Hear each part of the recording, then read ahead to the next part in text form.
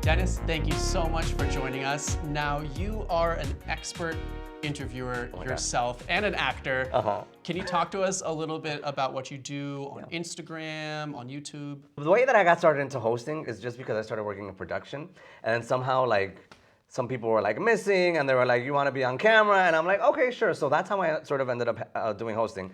I always wanted to do some acting, and then coming out here, I was like, "Okay, well, you know, it seems like you have to be a jack of all trades. You just can't host, you just can't act, but you got to produce, you got to write, you do the camera." And then you also got to be on social media so you can be relevant. So funny enough, a few years ago, I got cast in a YouTube project that did really well. And so that's when sort of the passion for like all of the online content began. I was like, oh, this is kind of cool. You know, like I could do my own thing. I could be my own boss, kind of like what you're doing here. So that's how I ended up doing, you know, the online content as well. Absolutely. Making your own work, trying to just build your own path forward in the entertainment industry. It's I'm really gonna be like the difficult. gay Tyler Perry, okay? I'm gonna have my own studio. I would love that. That would be very cool. Dennis's Studios. Yes, oh my gosh, I would love it. So you have your show, Dennis Does LA. That's what it's called, right? So so that's what I call my little segments online. You know, I was like, oh, I gotta, you know, kind of do something cohesive. I gotta give it a name. So I was like, oh, this sounds kind of cute. So I was like, okay, Dennis Does LA. So yes, my friend did the logo for it. I insert that in my little, you know, Instagram reels and whatnot, and I just have fun with it. You know, I go all around town and interview celebrities at home as well. Well, that's what I was gonna say. Speaking of celebrities, you interview some really big stars for that show. Can you talk about how you get in contact with these people? Is it just from years of interviewing them on the red carpet? Okay, so yes. You know, you start building relationships, and then this is so funny because some of my friends are like, how did you get invited to this and this and this? And I'm like, I honestly don't know. I will say this, I don't know how these publicists get my info, but they send me press releases and I get invited, or I get invited to events or to do interviews. And sometimes just because, you know, throughout the years, because I've worked in TV and whatnot, they just reach out to me and they're like, hey, do you want to interview so-and-so? Yeah. So yeah, that's how I end up. But you're saying you just put yourself out there. Yes, I mean, it's a little bit of both. Like half of it is the relationships that I fostered, and then the other half is like, how did you find me? You know, and I'm like, it's fine. You know, if it's something cool, I really don't mind you contacting me. Well, speaking of that, are there any red carpet events or celebrities that stick out to you, or ones you're never gonna forget? Ooh, well, I will say the ones that I've enjoyed a lot, but they are also kind of tiresome because they're very quick, are any time that you get to travel for work. You know, like when I've gone to Vegas for the Latin Grammys.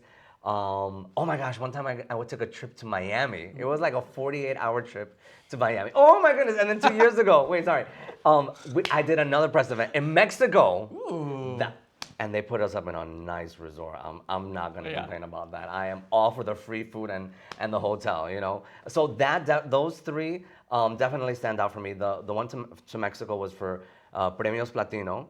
The one to Miami was for Netflix. Ooh. That was, you know, Netflix has a lot of money. They've got the money. Yeah, they've got the money. And then what was the other one that I said? Oh, Vegas, Latin Grammys. Yeah, so, you know, because I'm Latin, really cool. Yeah, that's always a lot of fun, you know, with the networks that I've worked with and even the website that I worked with, you know, the companies always are kind enough to, you know, to take care of that hotel. Honey. No, of course. Thank you. Is there a big Latinx community in LA that you feel connected with? People that you've worked with over and over again at events like these? You know, I feel blessed because I'm like, oh my goodness, the fact that I'm bilingual, I think does open up a lot of doors to like other work. You know, I can get to do stuff on the English language side, and then if that slows down, you know, I can also do stuff for, I don't know, like a Univision or an LATV or, you know, America's Funniest Videos. Right. You know, so I always think that's always been like a nice thing to have. In what is it? It's smart in your toolbox. Yeah, in my toolbox. Ready to go. You're just more versatile than other actors. Just a little bit, you know. So I feel really lucky in that sense. Yeah, absolutely. And did you grow up around here in the midst of the entertainment industry? Oh my God, no. Okay. So can I say God? Yes. Okay. You can say whatever you want. Okay, I'm like, oh goodness, and this is maybe like, you know, broadcast. You can't say anything. No, you're anything religious. I think no nudity is like the only rule. Okay, I'm like, this is not what's that religious network? TBN. You know, this is going to be on Fox News. So, okay, no, I was actually born and raised in New Jersey. Oh, okay. And I always wanted to come out here to LA. And I was like, oh my goodness, I want to move out here. I want to move out here. I actually got an internship out here right out of college. And then I just kind of bounced back between East Coast and West Coast for like, I don't know, like a year or so.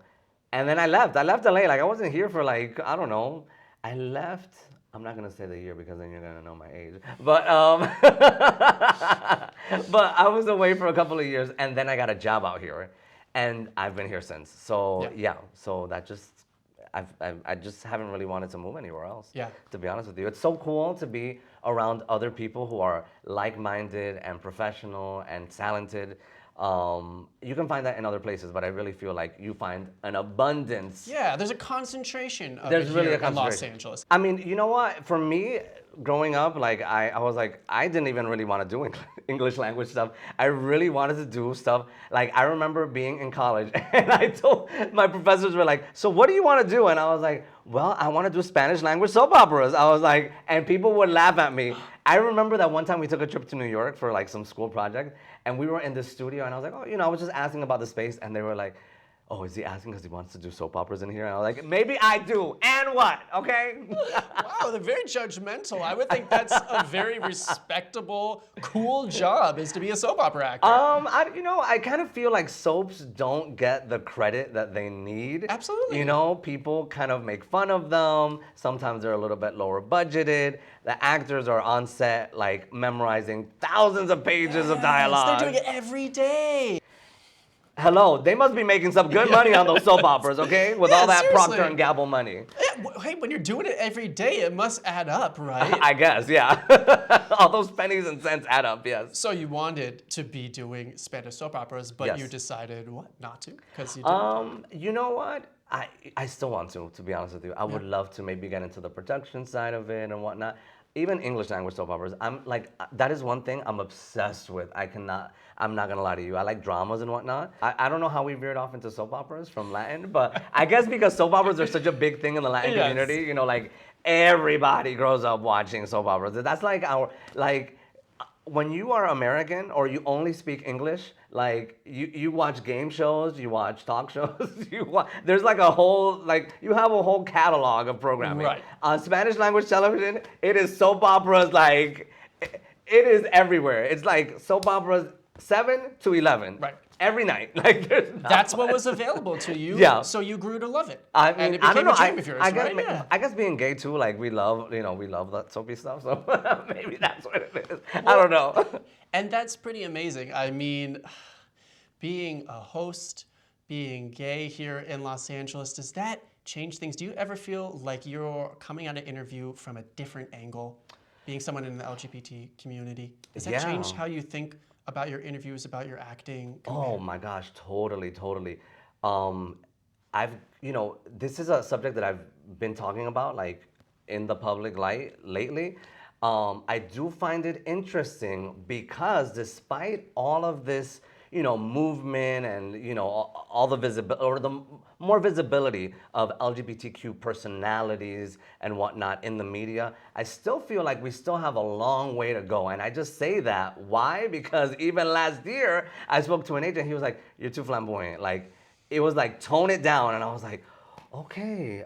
It made me really think about what I was doing and how I was doing it. Because I was like, being a host, I never think twice about being out and being flamboyant or, just being very open about LGBTQ subjects. When it comes to the acting, though, I'm like, oh goodness, I feel like, okay, tone it down because Hollywood or old Hollywood may not still be ready for this, which kind of surprised me because given the fact that there's shows like Love Victor and Pose out there that are huge hits, and I'm like, oh my goodness, we're still stuck like in the 1920s or something. It's really tough. You look at the amount of gay characters that are on screen and it's still small compared to the rest. I mean, I guess, right? yeah. Sometimes maybe I don't notice it because maybe I just watch more shows that have an LGBTQ focus on it. Yeah. So to me, everybody's gay on television, Yes. when they're really not, Yeah. And then Netflix starts feeding it to you, you The watch, algorithm knows yeah, you. Yeah, they're like gay.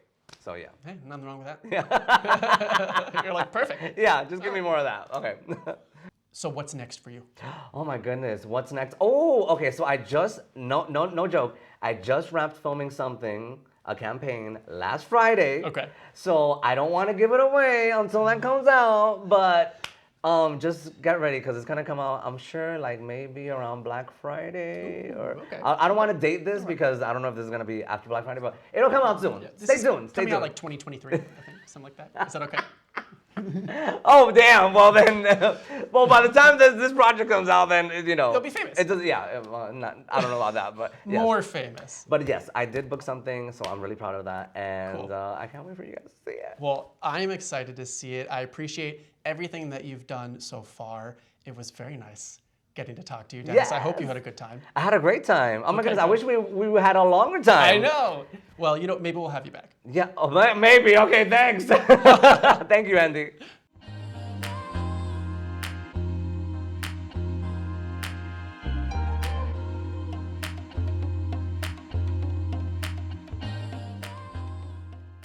My mom cooks. My dad cooks really well too.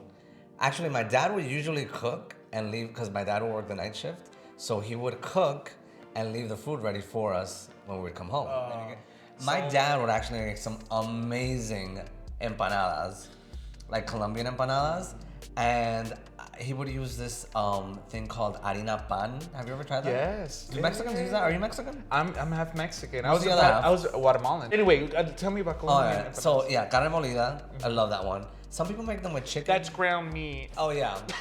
Sorry. Sorry. Ground beef or whatever. Translation will be done. Subtitles. Sometimes. What was it? Oh my goodness, he would make them with cheese. Those were my favorite. Oh my gosh, those are so good. You know what? I always felt different in the sense that like I never wanted to do what boys typically did, and growing up in a Latino household, obviously, you know, my parents always wanted to get me into sports.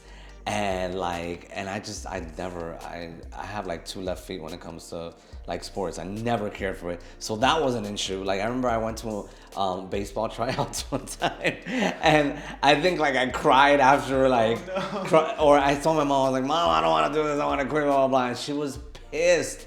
And then she would always try to get like family friends to like teach me soccer.